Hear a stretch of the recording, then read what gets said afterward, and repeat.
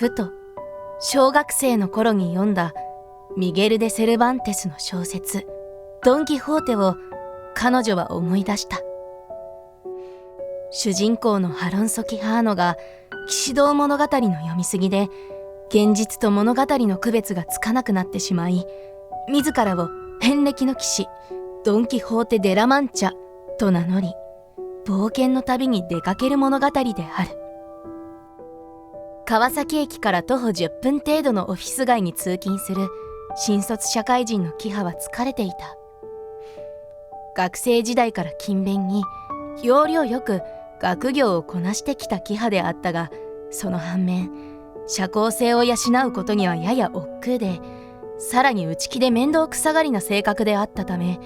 交友関係は狭く深くがモットーであった。学歴は申し分なく面接シートの対策もしっかりと行ってはいたのだが、面接官との対峙に苦戦し、大学時代に受けた就活はまるでうまくいかず、希望した職に就くことは叶わなかった。現在は増えてであろう営業職を担当し、この夏から上司と共に足が棒になるまで訪問や接待に勤しむ毎日だ。キハは疲れていた。慣れない仕事内容もそうだが、根本的に今の仕事が向いていないということに疲れていた。向いていないと感じながらも永遠に続く苦手の螺旋階段を休みなく登らなくてはならないような日々に疲れていた。この日、キハは例によって会食に連れられていたが、そこでやらかしてしまった。自社の商品を大きな割合で取り扱ってもらっている重要な取引先の窓口の担当にそいつはいた。わかりやすくキハに色目を使い、執拗に酒を勧め、また不必要に隣の席に座ってきては手をさするなどのいわゆるセクハラ行為をしてくる親父がいたのだ。親父はひどく酔っていた。そしてそいつはあろうことか、キハがトイレに立った後を追い、個室の中までついてこようとした。明らかに常軌を逸脱した行為ではあるが、所詮酔っ払いの相手である。冷静に対処できていればなんてことはなかった。しかし連日、心身に降りかかる激務に疲弊していたキハの堪忍袋の緒は、この瞬間に切れてしまった。キハは個室内の水道に備え付けられていた固形石鹸を親父の顔面に投げつけた。この時ばかりはダルビッシュ顔負けの豪速が出たのではないかというくらいに、怒り任せに放った石鹸はストレートにクソ親父の顔面めがけ飛んでいき、そしてパコンと軽快な音を立ててヒットした。親父は無論激怒した。当然会食どころではなくなり、その後は謝罪の嵐。親父の機嫌は治ることなく、その場はお開きとなった。週明けにも謝罪に伺わなくてはならない。ああ、なんて絵に描いたような分かりやすい例え話のようだろうと我ながら感心するが、大人になるとこういった理不尽な出来事は日常茶飯事に起こる。もしかしたら子供の頃からそうだったのかもしれないが、ただ一つはっきりと違うのは、大人になると自分のケツは自分で拭けとでも言うように、救いの手などというものは差し伸べられやしない。どんなに理不尽だったとしても、地雷は踏んだ方が悪いのだ。上手に予期し避けて歩くことが、学歴よりも仕事の出来高よりもよっぽど重宝される。上司からは、言い訳はいらない、怒らせてしまったという結果が全てで君が100悪いよと説教を食らった。その言葉の意味も含んだ意図も込みで理解をしたつもりにはなったけれど、キハの体や何度もさすられた手の甲には嫌悪感がべっとりとまとわりついていた。到底心からの謝罪などできそうにない。私には無理かもしれない。終電を逃したキハには手持ちのお金も大してなく、頼れる知人なども近くにおらず、途方に暮れた。昨今の不況によって週末のビジネスホテルの宿泊価格は驚くほど高騰しているし、かといって女単身の漫画喫茶やインターネットカフェは防犯上よろしいとは言えない。すれ違ったカップルの話題の中で断片的に耳に入ってきた、川崎の工業地帯の夜景がすごく素敵、今度一緒に行こうねという会話に惹かれ、導かれるようにタクシーに乗り込んだ。京浜工業地帯と呼ばれるこの地域にはタクシーで12分ほどであっという間に到着した。そこかしこに乱立している工場のビルの蛍光灯は赤々と灯り、夜の闇に不自然に浮かび上がり、独特の空気を作り出していた。こんな時間に働いている人がたくさんいる証でもあった。最寄りの青と緑がトレードマークのコンビニで車を降りて、東扇島東公園と呼ばれる運河越しに浮島町のプラントやタンク、煙突のフレアスタックがよく見える静かな観光スポットに、キハはその場所がそうと知らず、ただふらふらと赴くままに徘徊し、たどり着いた。キハは運河の手すりに重心を預け、ぼーっとそれを見つめた。煌々と燃えている炎は、学生時代に置いてきてしまった情熱や目標、将来への希望のように思えて、胸の内側がくすぶったけれど、表情に出せるほどのエネルギーすら、もう疲れ切った彼女には残っていなかった。ああ、こうやって人はプツンと糸が切れて死んでしまいたいと思うのだろうか。それともただ私が人よりも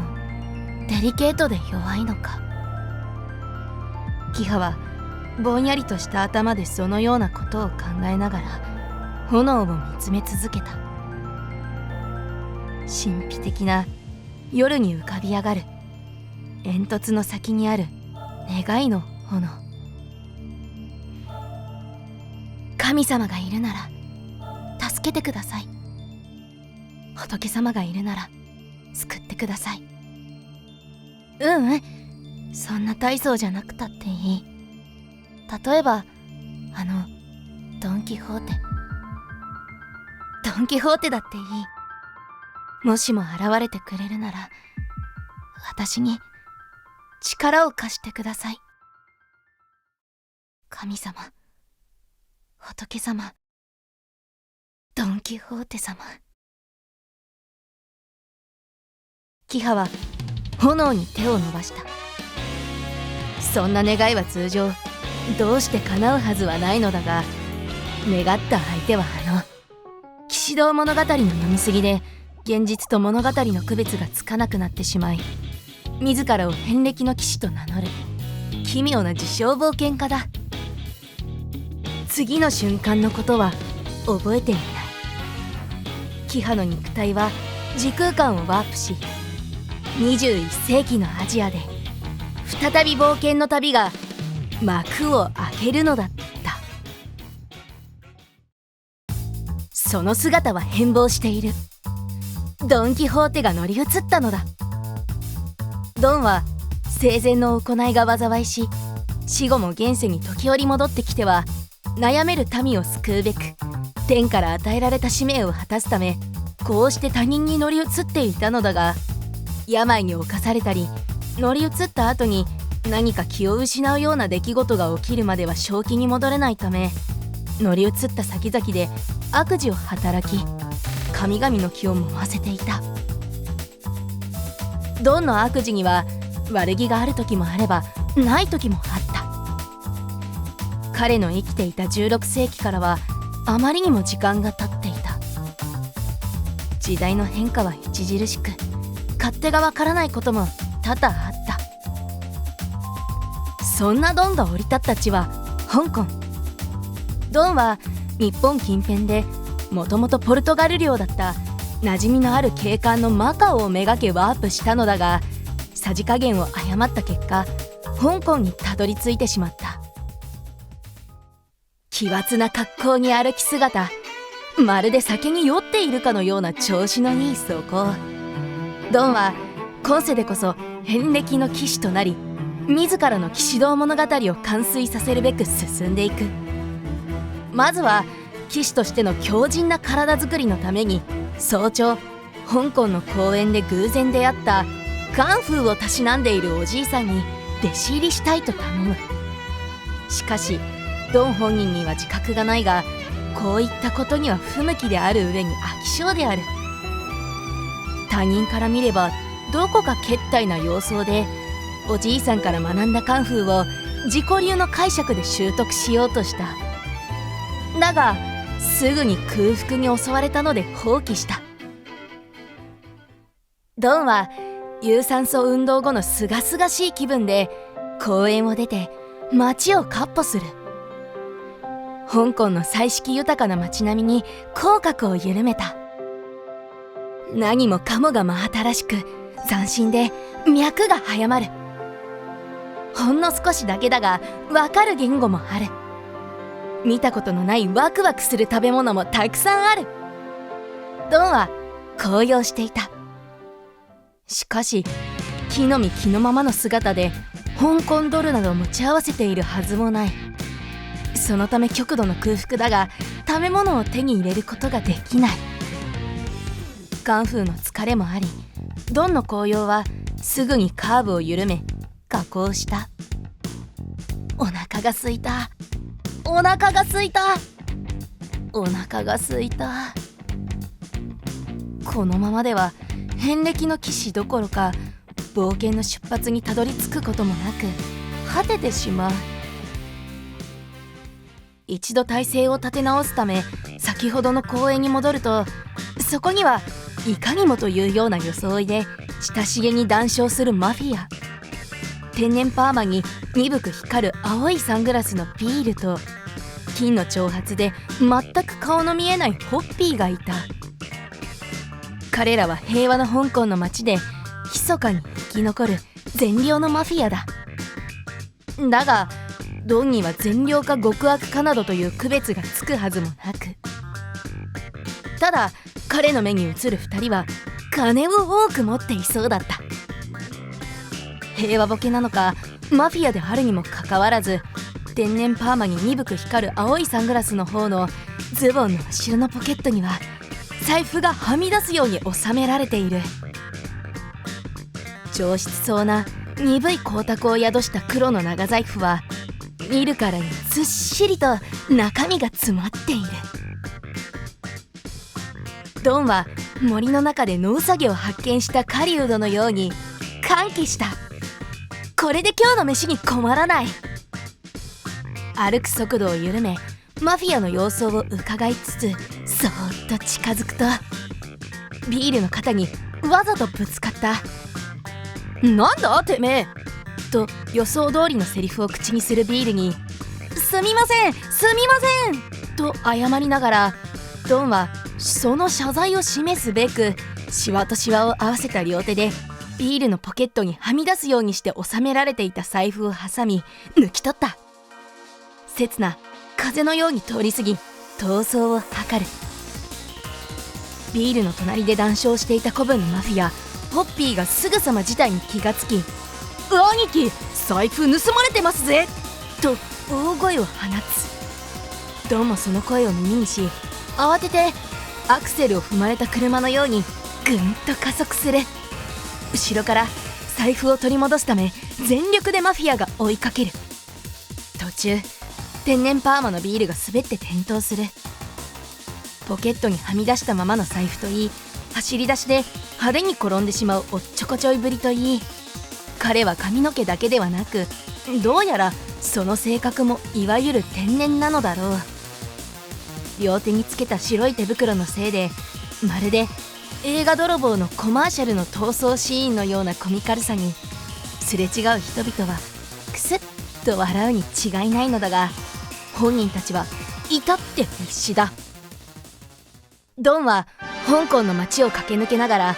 おそらくどこかで覚えたばかりであろう現代の象徴のようなその言葉を思い浮かべた。そしてさまざまな人物を通して自分がワープしてきた各国の言語で脳内で再生する。うわー、やばいやばいやばいやばい。そうか、やばいという言葉はこういったシチュエーションで連呼するのだな。仕事に追われる日々を過ごしていたキハもまたこのようにして脳内でやばいやばいと日常的に連呼していた。あの京浜工業地帯で運河沿いを徘徊していた時もやばいやばいと無意識か心の中で唱えていた。二人の感情は一つの肉体を通してシンクロしている。何度も細い裏道や曲がり角を越え、ドンは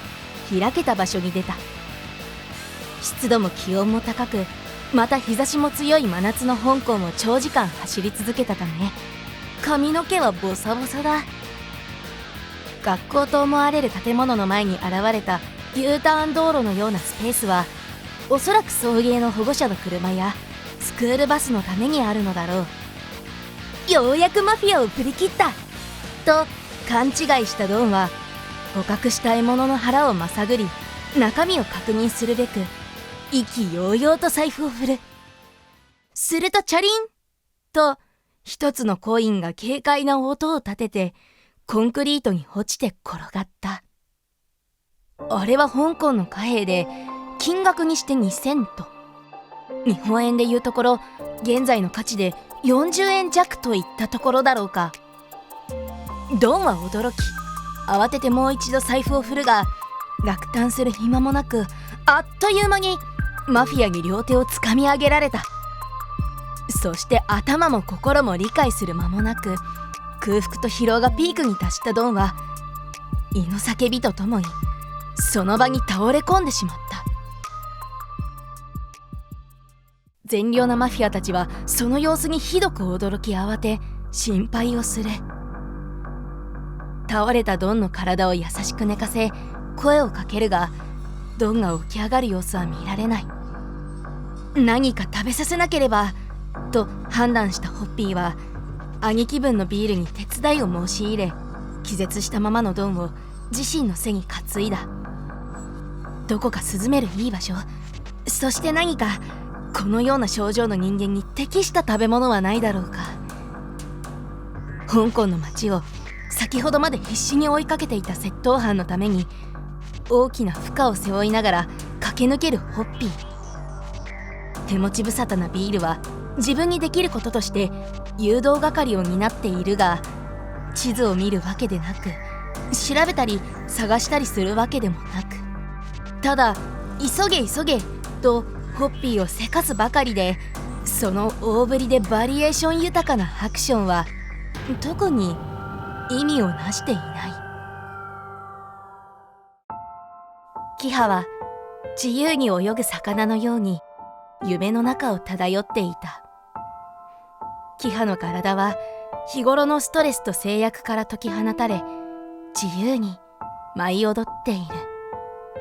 それをただただ機械的に繰り返している。逃避の無限世界。そこには苦労も苦悩もなければ感情の起伏もない。泣いだ沖の上をたゆたうように舞う。キハは同様の夢を見てははっと飛び起きるということを以前から繰り返していた。長尺で睡眠時間を取れる余裕はなかったので、毎日3時間後に目覚まし時計をセットしてからベッドに入っていた。しかし深く眠れず、この夢にうなされてはすぐに目が覚めてしまっていた。昼夜問わずデスクワークの作業や足りない知識のインプット、訪問の下調べなどタスクや勉強に追い詰められていた。睡眠では満足に得られない分の回復は買い込んだ複数種類の栄養ドリンクで補う。しかし当然疲労は蓄積する一方であった。キハは作成途中のワード書類の入力中にやめる、やめない、やめる、やめないと無意識にタイピングしていることもしばしばあった。限界が近かった。キハはこの仕事も幾多の面接を繰り返してようやく内定をもらったこの会社も、しかし向いていないことにとうに、いや最初から気がついていた。キハはそれを誰に言うこともなく一人抱えていた。キハは孤独だった。やめる！心が決まった。こんこんと眠るドンの中でキハはそう叫んだ。そう、自分でどうにか指針を決めて進んでいくしかないのだ。ドン・キホーテという空想上の人物に乗り移られるというようなあまりに摩訶不思議な経験をしてなお、やはり神や仏の教えに伝わるような特別な救いなどないということをキハは肌で感じていた。同時に乗っ取られた肉体の中から一連の出来事を眺めているキハもいて、ドンの行動を通して心優しいマフィア、すなわち崇高な存在などではなく、ここに生きている同じ人間に救われるという恒常的でも経典なんかよりもよほど尊く思えるような素敵な経験も得た。きっと悪い人ばかりではない。可能性にかけて自分がやりたいと思うことを探して、そして挑戦してみたい。キハの前向きな覚悟に呼応して、その肉体は目が覚める。すると奇跡が起こった。原作のドン・キホーテのように病から復活したドンはついに正気を取り戻したのだ。そして今度こそ世のため人のために施しを与えるという天より授かった命を遂行する。何より単純にこの子のために何かしてやりたいと願う。ドンはそんな生来の優しい性格を取り戻していた。ドンの横には今も目が覚めるまでそばにいて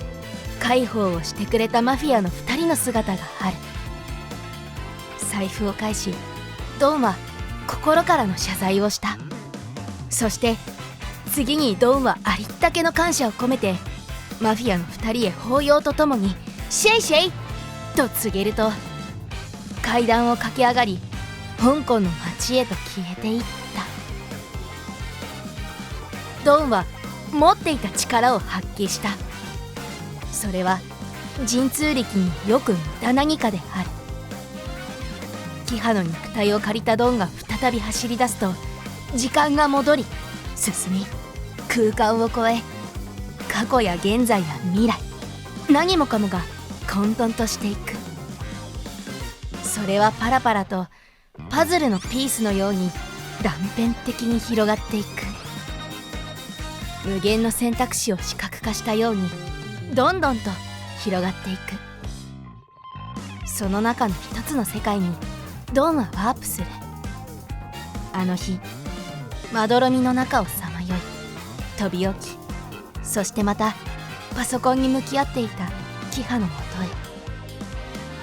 キハの決意は固い。その決意をドンが書き記していく。そして彼女の肉体を借りたドンは最後の役目を終えた。机には退職届のみが残っていた。翌週月曜日、キハは半年弱ほど勤めた会社にそれを提出した。誰かは早すぎるとかメンタルが弱いなどとこそこそと揶揄した。誰かは賢明な判断だと褒めたたえた。退職理由を聞かれ、キハは自分の足で歩いて見つけたいと思ったからですと答えた。その表情はどこか晴れ晴れとしていた。そしてその後の数ヶ月、キハは学生時代のアルバイト貯金でしのぎながら中国語会話教室に通い、やりたかったグラフィックデザインの勉強に独学で励んだ。そして航空券の予約をし、着の身着のまま再び香港の街へと降り立った。香港の街には見覚えのあるようなないような天然パーマに鈍く光る青色のサングラスの男と、そのやや後ろに金の長髪で顔が全く見えない男の姿があった。彼らは何者かを追いかけていた。追いかけられている人物は黒い長財布を握りしめ、全速力で駆け抜けていった。数年が経過した。キハは界隈ではちょっと名前の知られたデザイナーとなっていた。彼女がデザインを手掛けた新しいブランドの赤いワンピース。それは美容系の動画配信で有名なタレントが紹介したことによって香港の街でブームを巻き起こしていた。そんな新ブランドの創設記念パーティーに、キハは自身がデザインしたそのワンピースを着て登壇する。花火が盛大に上がった。彼女の人生は他人から見ればまばゆいものに違いない。しかし大切なことは、あの日願いをかけた煙突の炎のように、その熱を絶やさないように実直に努力を続けることなのかもしれない。香港島の夜景を眺めながら、キハはそんなことを考えていた。電気代が100万ドルと言われている無数の明かりのその一つ一つに、営みを続けるための努力が宿っているのだから。挑戦を続けていこう。大変なこともたくさんあるけれど、どうしてもしんどい時は神様や仏様やドン・キホーテ様にすがりながら